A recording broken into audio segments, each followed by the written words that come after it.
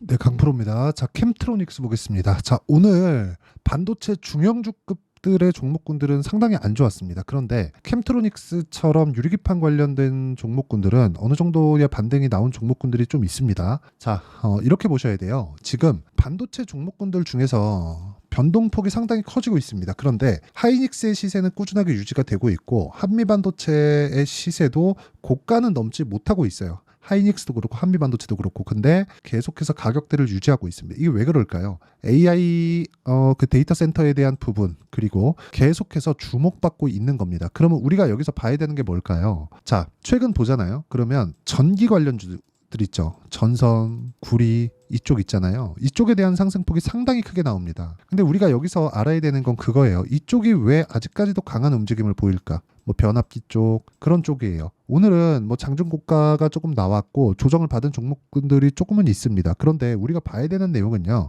가장 가격을 잘 버텨주고 있다. 근데 이걸 만든 부분은요. AI 시대가 왔기 때문에 그렇습니다. 전력 부족 사태가 왔고 그러면서 전기가 더 필요하게 됐고 그 필요에 의해서 효율을 높여야 되는 그런 상황이 벌어진 거예요. 그런 과정에서 구리값이 뛰기 시작했고 관련된 종목군들의 움직임이 훨씬 더 커져 있는 그런 상황이 만들어졌다는 거죠. 그럼 우리가 이 구간에서 봐야 되는 건 효율을 높여야 되는 쪽으로 가는 게 맞구나. 그래서 오늘 같은 경우에도 마찬가지예요. 반도체 종목군들 중에서 하이닉스는 강했고 한미반도체는 보합권에 끝났는데 반도체 중형주들은 대거 하락한 모습이 지난주 금요일에도 있었고 오늘도 뭐 동일하게 나왔거든요. 근데 뭐 지난주 금요일에 비하면 하락폭이 그렇게 크지는 않아요. 그런데도 불구하고 반도체에 대한 고가 징후가 조금씩은 나오고 있다. 근데 이게 끝일까? 끝이었으면 하이닉스하고 한미반도체가 빠져야 되고 한미반도체나 하이닉스가 빠지려면 실적에 대한 엄청난 증가분이 나와야 되는데 그 증가분이 나오지 않은 겁니다. 아직까지. 자, 제가 왜 실적이 좋아지는 과정, 그쵸? 이 구간, 실적이 증가하는데 주가가 빠진다고 이야기를 하느냐? 한미반도체, 그리고 SK 하이닉스 이 내용을 보잖아요. 어떻게 됐습니까? 하이닉스 지금 2% 정도 상승해서 끝났죠. 한미반도체 보합입니다. 그쵸? 근데 높은 구간에서 계속해서 가격대를 유지하고 있어요. 그렇다는 건 뭐예요? 저가 매수세가 탄탄하게 들어오고 있다는 거예요. 하이닉스도 마찬가지입니다. 그런데 이거 실적 보잖아요. 가장 반도체 종목군들 중에서 대형주, 중형주 합쳐서 가장 강한 종목들 두 가지를 가지고 이야기를 드리는 거예요. 자, 내용 보세요. 실적 이번에 좋아졌잖아요. 그렇죠. 이제 좋아진 겁니다. 장기 적자를 봐오다가 23년도에는 적자 폭이 7조가 넘어요. 거의 한 8조 가까이 됩니다. 그렇죠? 이만큼 큰 적자를 받는데도 불구하고 주가는 2배 이상 올랐어요. 그렇다는 건 주식은 언제 올라간다는 거예요. 실적이 좋아질 때, 그렇죠? 실적이 좋아질 때, 실적이 좋은 게 아니라 실적이 좋아질 것 같을 때, 이때 올라간다는 거. 기대감을 가지고 있을 때, 이럴 때만 올라간다고 보시면 되고요. 이 내용에 대한 부분을 우리가 이해했을 때 꾸준하게 수익을 낼 수 있는 환경을 만들어갈 수 있습니다. 왜? 고가에 대한 부분을 정확하게 내가 여기가 고가다, 이건 몰라요. 하지만 이제는 매도할 때가 되었구나. 그렇죠? 그게 언제예요? 실적이 전환될 때. 그렇죠? 자, 반도체 종목군들이 강한 이유는 이것 때문에 그렇습니다. 아직까지 실적이 돌지 않았기 때문에 실적 전환되면 매도할 구간을 찾기 시작해야 됩니다. 자, 그러면 지금 유리기판에 대해서 실제 사용하는 쪽이 있나요? 있긴 있는데 법용적으로 사용하진 않죠. 데이터 센터에 들어가는 예를 들어서 뭐 기판 업체들이 이 기판을 만드는 칩 업체들, 그렇죠? 칩을 만드는 쪽에서 유리기판을 기반해서 설계를 하지 않습니다. 아직까지는. 근데 이쪽에서 효율이 높아지는 그런 부분이 생기잖아요. 그러면 유리기판 쪽으로 갈 수밖에 없습니다. 전기가 부족한 사태가 오는 것만으로도 그렇죠? 전도율이 높은 물질을 사용할 수밖에 없어요. 그러면 그럴수록 에너지를 저감할 수 있고 에너지를 저감하는 과정에서 효율이 높아지고 그렇죠? 환경도 지킬 수 있게 되겠죠. 이런 쪽이 지금도 대두되고 있어요. AI가 필요하고 앞으로 대세가 될 건 알겠는데 야, 이 정도의 자원을 갈아 넣어서 우리가 이걸 굳이 해야 되느냐 이런 부분이 있단 말이에요. 그렇죠? 그래서 효율을 높여야 되는 그런 쪽으로 갈 수밖에 없다. 그러면 이 내용을 기준해서 봤을 때 전기 관련주 그 다음은 유리기판이 될 가능성이 굉장히 높고요. 이쪽에서 대형주군의 움직임을 보잖아요. 그러면 하이닉스나 한미반도체 관련돼서는 이야기를 드렸으니까 캠트로닉스뿐만 아니라 이거예요. 뭐 필옵틱스 그쵸? 이런 식이에요. 마지막까지 강세를 보였었던 종목군들이 있습니다. 여기에. 그러면 이 구간에서 우리가 타점을 잡는 게 맞습니다. 하지만 확인하고 잡아야 된다. 이게 진짜 중요해요. 그래서 지금 캠트로닉스 같은 경우에도 유리기판 중대형급 종목들, 중소형급 종목들 이 두 가지 부류에서 변동성이 커질 수 있는 가능성을 내포하고 있다. 그리고 이 내용에 대한 부분을 이해했을 때 나는 타점을 잡아낼 수 있을 겁니다. 내가 혹시라도 고가에 물려 있다면 지금은 매도할 구간이 아니고요. 무조건 타점에 대해서 배우시고요. 그 타점에 대한 부분은 여기 캠트로닉스의 가격과 단기 보유 전략, 그리고 단기에 대한 부분은 2주입니다. 2주. 그리고 2주 안에 수익 전환을 시켜야 됩니다. 주식시장에서는. 그래야 우리가 계좌의 효율을 높여질 수 있고요. 시장에 끌려다니지 않는 겁니다. 그러려면 단기 보유 전략 2주 안에 내가 처리할 수 있는 가격대에 대해서 알고 있는 게 중요하다. 그리고 이 내용에 대한 부분을 최근에 변동성이 너무 크기 때문에 캠트로닉스의 실시간 타점을 제가 문자로, 그쵸? 문자로 제가 다 무료로 공유를 해드리도록 하겠으니까 상단에 있는 전화번호로 캠트로닉스, 자, 캠트로닉스라고 문자 보내주시는 분들에 한해서만 제가 캠트로닉스의 단기 보유 전략 그리고 실시간 타점을 공유해 드리도록 하겠습니다. 자, 캠트로닉스를 그럼 왜 볼까요? 미래 가치를 반영하는 주식시장의 특성이라 그랬죠. 그러면 미래 가치는 어디부터 반영될까요? 가격이라고 했으니까. 그게 신고가, 강세 종목군들, 이게 주도주예요. 그렇죠?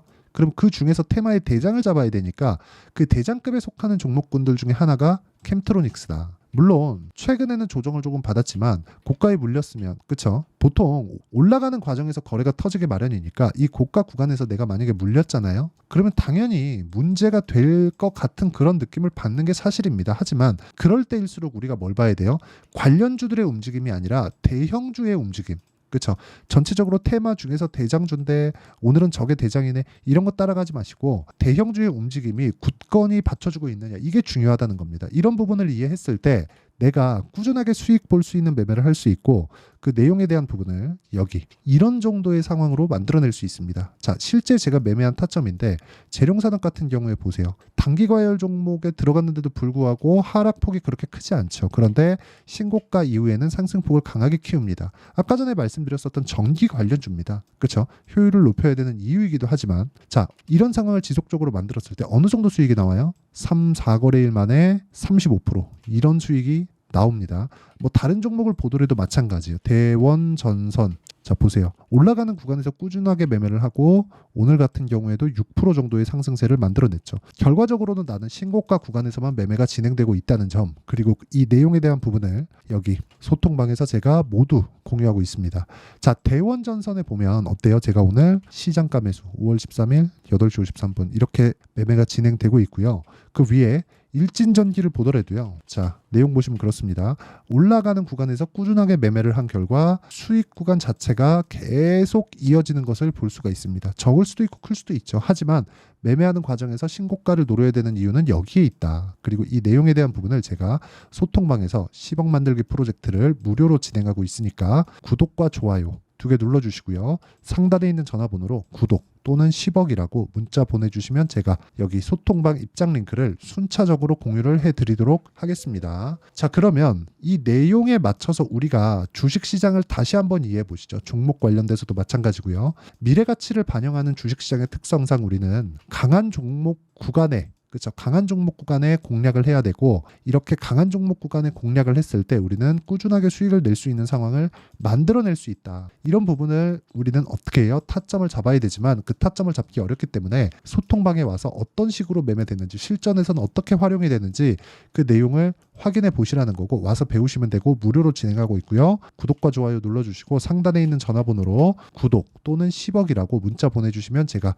소통방 입장 링크를 공유해 드리도록 하겠습니다. 그리고 이렇게 가격을 이해했을 때 어떻게 분류를 하고 어떻게 판단을 해야 되는지, 그리고 무엇보다 어느 정도의 성과가 나올 수 있는지 그 내용에 대한 부분을 제가 다 이해를 시켜드리도록 할 테니까 영상 끝까지 시청하시고요. 모든 분들이 성공 투자하셨으면 참 좋겠습니다. 자, 24년도가 돼도 여전히 시장은 녹록지 못합니다. 이런 상황이 벌어지는 건 어쩔 수 없습니다. 이런 상황에서도 수익이 나는 종목들의 구조는 변하지 않습니다. 즉, 대시세 종목에 대한 구조는 변하지 않는다는 거고, 실제 제가 소통방에서 지속적으로 이야기를 드리고 있는 내용도 대시세 종목이나 시장 주도주를 공략하는 건 철저하게 가격 분석을 하라고 이야기를 드리고, 가격 분석 이후에는 이슈에 대한 파악, 그리고 이슈를 파악하고 나서는 다시 내가 얼마에 매수할지 그 타점에 대한 부분을 지속적으로 언급을 하고 있습니다. 자, 근데 생각해 보세요. 시장이 굉장히 어려웠습니다. 어려운 상황에서의 어떤 종목들이 강했냐 보면 반도체와 그리고 바이오입니다. 자, 실제 여기 보면요. HLB에 제가 실제 매매한 내용을 띄워놓고 보여드리고 있는데 1월 22일부터 매매를 시작해서 4일 동안 31%의 수익 마감이 됐고요. 그리고 여전히 신고가 종목입니다. 자, 그리고 그 다음 어보브 반도체, 이름을 보시다시피 반도체 종목이죠. 그리고 AI 반도체는 지속적으로 강세를 보이고 있습니다. 이 종목도 신고가를 먼저 달성한 이후에 제가 21%의 단기간에 21%의 큰 수익을 내고 마감이 됐습니다. 다시 재공략을 준비하고 있고 이런 부분은 소통방에서 다 공유를 해드립니다. 자, 그리고 코세스, 자, 코세스 같은 종목도 당연히 그쵸, 신고가 종목이고요. 그리고 반도체 종목입니다. 이 종목도 영업일 기준에서 이틀 동안 대략 한 15%의 수익 마감이 됐습니다. 내용을 한번 보시면 어떻습니까? HLB를 포함해서 뭐 30%, 20%, 뭐 15% 이런 식의 수익이 지속적으로 발생하고 있는데 이 세 종목 모두 다 신고가 종목이고 1월 달에 시장이 약세를 보이고 있는 구간에서도 강했었던 그런 종목입니다. 특징점이 하나 있는데 그 이슈에 앞서서 가격이 먼저 반영했다는 거죠. 그렇게 제가 가격을 먼저 보고 이슈에 대해서 파악하는 이유는 결과적으로는 큰 시세를 먹기 위한 사전 준비 작업입니다. 실제로 큰 시세를 먹기 위해서 사전 준비 작업을 했을 때 여기 레인보우 로보틱스 127% 그리고 ISC 98% 그리고 한미반도체 97%의 큰 수익을 내는 상황을 만들 수 있습니다. 어떤 식으로 소통방에서 진행됐는지 그쵸, 그 상황을 제가 이야기를 드린 건데 이런 상황도요 당연히 신고가를 공략했을 때 가능한 겁니다. 자, 그러면 이번에도 마찬가지입니다. 그쵸, 정부 주도의 코리아 디스카운트 해소 방안이 2월 달에 발표를 하고요. 그리고 2월 달에 발표된 내용을 토대로 주가가 움직이는 게 아니라 이미 움직인 내용이 있죠. 실제 이 내용은 크게 중요한 게 아니라는 겁니다. 실제 움직인 내용을 보면 자, 기아차입니다. 실제로 12월 달에 신고가를 만들어 놓고 정부에서 입김을 불어 넣으니까 순식간에 기아차를 포함해서 현대차 같은 거대 기업들의 주가가 2주도 채 되지 않아서 40% 정도의 큰 시세를 냅니다. 자, 그러면 우리는 어떤 종목을 봐야 될까요? 이슈를 파악해야 되는 것도 맞지만 철저하게 가격에 맞춰서 매매를 해야 되는 게 당연히 중요합니다. 정부가 주도하는 정책 방향이 있겠죠. 그 방향에 맞춰서 우리가 종목을 찾을 필요가 있다. 자, 그러면 답이 나왔습니다. 정부가 주도하는 방향에 맞춰서 제2의 기아차를 찾는 게 지금은 중요하다. 근데 정부 정책의 방향에 맞게 가자. 그랬을 때 앞서서 제가 보여드렸었던 내용인 여기 레인보우 로보틱스 127% 그리고 ISC 98% 그리고 한미반도체 97%와 같은 수익을 낼 수 있습니다. 물론 시간에 대한 부분은 최소 2주의 시간이 필요하고요. 그리고 최장 3개월 안에 끝내야 됩니다.